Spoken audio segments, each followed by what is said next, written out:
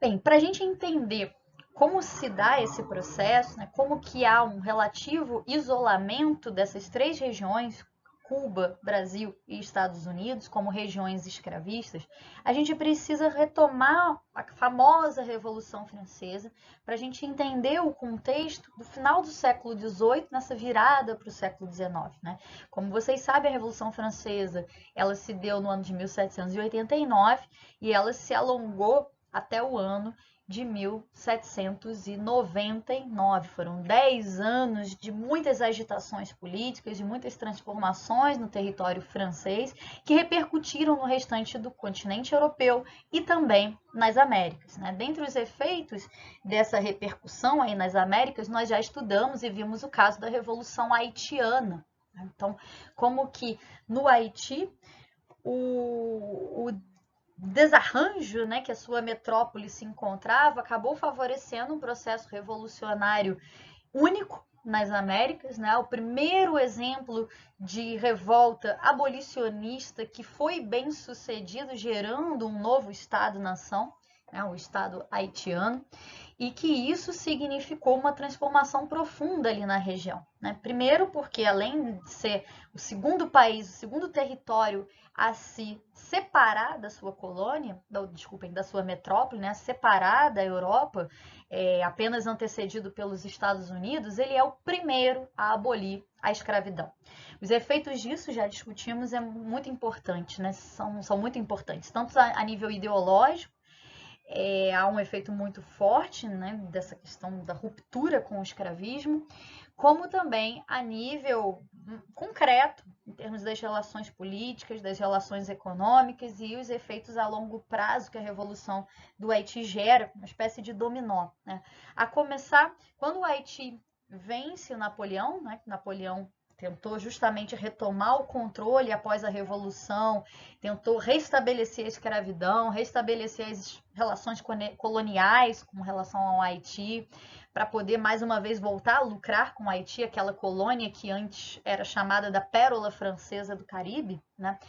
É, isso acabou gerando um movimento em que o Napoleão retira suas atenções da América, ele vai cada vez menos se ocupar do continente americano e investir no seu expansionismo no continente europeu.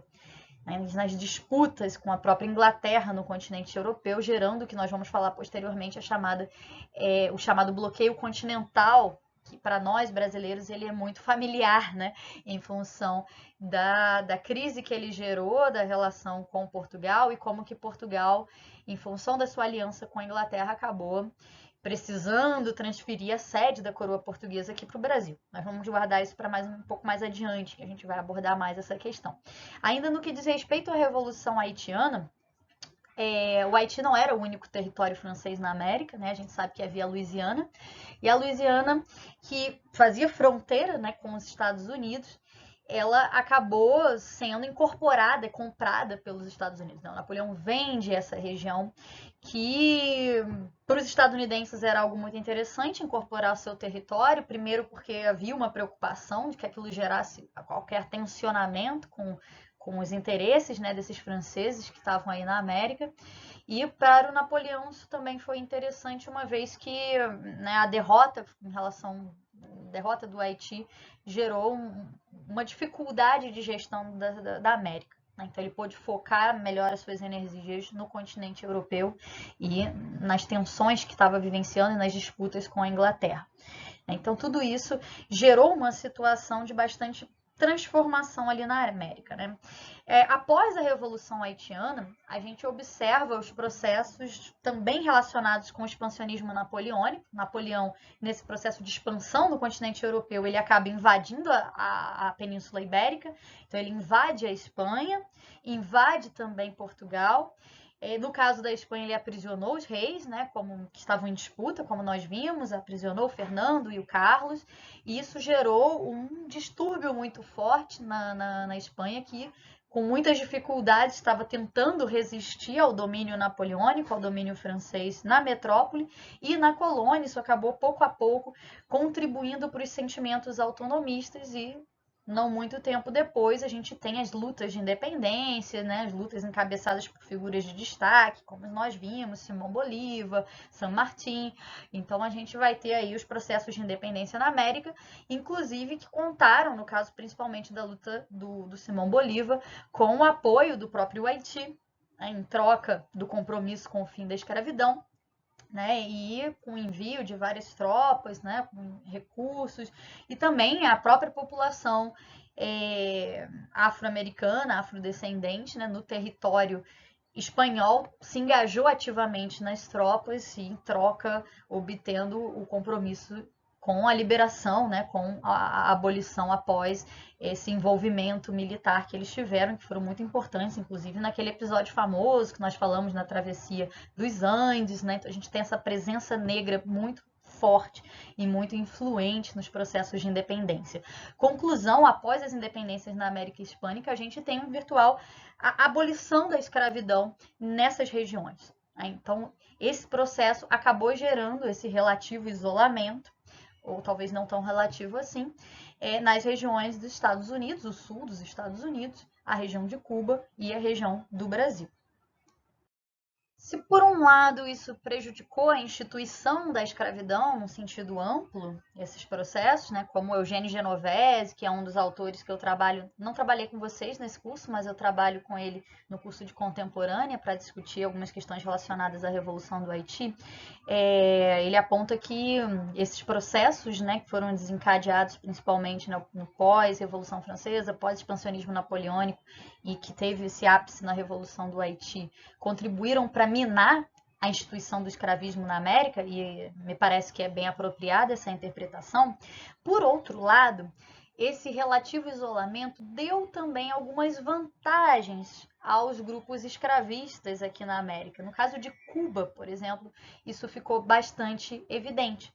Porque o que aconteceu? As várias regiões da América Hispânica estavam obtendo as suas independências, né, conseguiram romper com o controle metropolitano, né, com o controle da Espanha, romperam com a Espanha, e Cuba resolveu manter-se alinhada, né? Especialmente esse grupo dominante cubano, escravista, esses senhores daí de escravos, né? Esse senhoriato cubano, como os autores do artigo se referem. Então, em troca dessa fidelidade que eles apresentam em relação à sua metrópole, né, que eles se comprometem em relação às suas metrópoles, eles conseguem uma negociação em termos de garantia para a continuidade do escravismo que foi muito favorável aos interesses desse grupo dominante. Né? Então, para eles, isso foi muito interessante. E a gente vai ver como que também, no caso brasileiro, esse processo das invasões napoleônicas, essa ofensiva francesa, né, que invade Portugal, gera também no território brasileiro uma série de vantagens, que no primeiro momento transfere a capital, né, para o Brasil, e que no segundo momento permite o próprio processo de independência do Brasil, né, um processo que cada vez mais o Brasil consegue uma relação com o mercado mundial, né, uma relação mais direta, o que também é demandado por esses cubanos. Né? Então, ao mesmo tempo, eles querem a garantia da continuidade da escravidão e eles querem também poder comercializar livremente. Né? Então, eles querem livre comércio e garantia da continuidade do escravismo.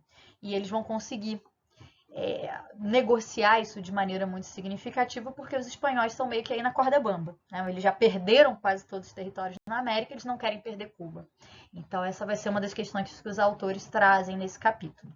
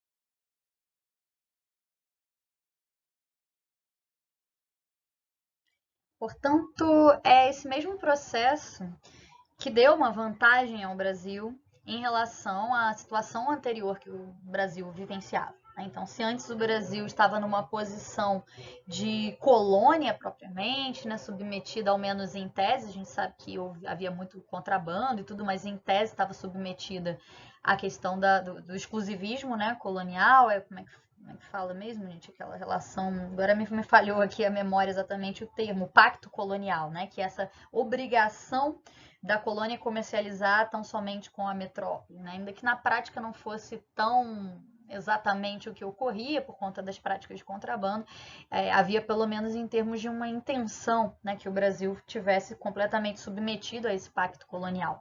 Agora, com as transformações oriundas do expansionismo napoleônico, da invasão de Napoleão sobre Portugal, né, anteriormente sobre a Espanha, o Brasil se reposiciona numa situação muito mais favorável. Então, o Brasil passa agora. No caso dos Estados Unidos, essa situação tensa e o bloqueio continental também teve uma repercussão muito importante para as mudanças, as transformações que ocorreram naquela sociedade. Né? No caso do Brasil já é bastante evidente, como acabamos de observar, mas não é muito diferente no caso dos Estados Unidos, lógico. Os efeitos são outros. Né? No caso dos Estados Unidos, o que a gente vai ver que o bloqueio continental gerou foi a Guerra Anglo-Americana, iniciada do ano de 1812 e que durou até o ano de 1815.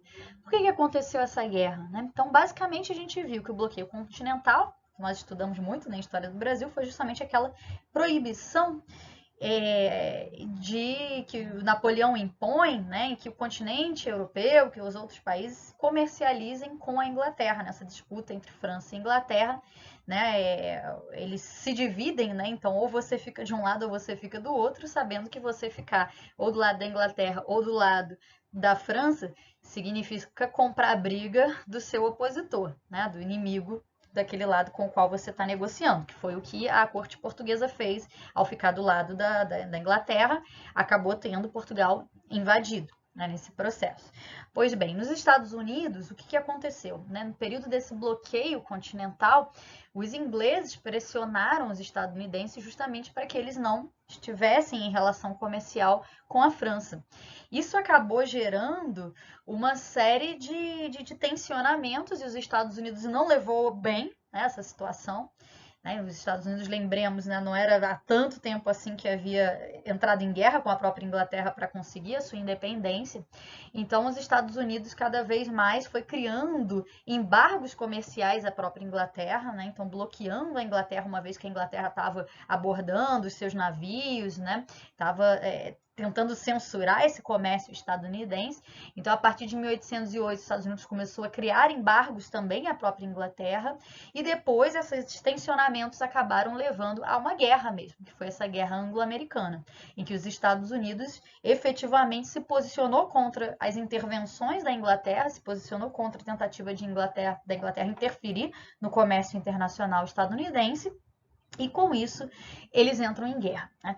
Essa guerra, a gente teve um efeito muito importante, porque a Inglaterra já se posicionava como essa vanguarda da luta abolicionista mundial, né? E já pressionava pelo fim da escravidão. E isso era algo que gerava algumas articulações, algumas alianças, inclusive no próprio Estados Unidos, com aqueles que eram contra a escravidão. Então, aqueles abolicionistas estadunidenses, eles buscavam se aproximar da Inglaterra nessa luta contra a escravidão, né? Fosse por motivos humanitários, fosse por motivos econômicos, né? Então, eles se aliançavam com a Inglaterra nessa luta com a escravidão. No entanto, com a própria pressão da Inglaterra, a intervenção da Inglaterra, isso foi lido como uma política, uma manifestação do imperialismo inglês, que cada vez mais no século XIX vai se expressando nas várias regiões do mundo, né, com domínio de vários territórios na África, na Ásia. Então, essa atuação imperialista inglesa, ela acaba, né, que, no caso aí da interferência, a tentativa da Inglaterra interferir no comércio estadunidense, fez com que esses estadunidenses, mesmo do norte, vissem essa interferência como uma prática imperialista. Então, com isso, mesmo dentro dos Estados Unidos, alguns setores do norte, né, no caso dos Estados Unidos, alguns setores que eram simpáticos à luta conduzida pela Inglaterra pelo fim da escravidão, passaram a ficar recalcitrantes, né, e passaram a se recusar a contribuir para essa luta contra, especialmente, o tráfico, né, que era a principal plataforma anti-escravista que a Inglaterra estava desenvolvendo na época, né, de tentar abolir o tráfico transatlântico de pessoas escravizadas. Né? Então, com isso, acabou gerando uma antipatia e uma relativa ruptura entre esses abolicionistas estadunidenses e a própria Inglaterra. Né? Então, esse foi um dos efeitos do bloqueio continental no caso dos Estados Unidos. Aqui eu reproduzi bem brevemente, né, apenas a nível, né, ilustrativo, o fim desse conflito. Né? É um quadro aí de 1815, justamente o ano em que a gente vai ter o fim, em que justamente após 3 anos de conflito intenso com a Inglaterra, se pacifica a situação. No entanto, como nós veremos daqui a pouco, essa pacificação com a Inglaterra não significou um realinhamento automático por parte dos nortistas com esse compromisso anti-escravista, com esse compromisso com o fim do tráfico transatlântico. Na verdade, a gente vai ter ainda nos Estados Unidos um período que nós vimos no livro de História dos Estados Unidos relativamente pacífico entre norte e sul, né? Um período de relativa conciliação em que o norte vai fazendo vista grossa à continuidade do escravismo durante um tempo, graças principalmente à criação do novo sistema partidário, que nós vamos falar mais adiante.